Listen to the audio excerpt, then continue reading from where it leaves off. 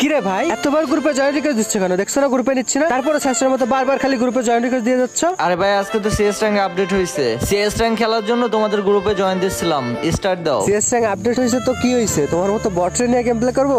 লোল ভাই। আরে ভাই এইভাবে বলতেছো কেন? এ মিয়া ড্রেস আপ দেখছো? আমাদের ড্রেস আপ দেখো আগে। Golden hip hop, golden season 3 এগুলো দেখছো কখনো? আবার আসতো আমাদের সাথে ম্যাচ খেলতে। লোল। আরে ভাই আমার ফ্রেন্ড লিস্টে ভালো কোনো প্লেয়ার নাই, প্লিজ ভাই তোমরা একটা ম্যাচ স্টার্ট দাও। এ ভাই যাও তো, আমরা হিপ হপ সাকুরা ছাড়া গেম প্লে করি না। যাও এখন বেরো গ্রুপ থেকে।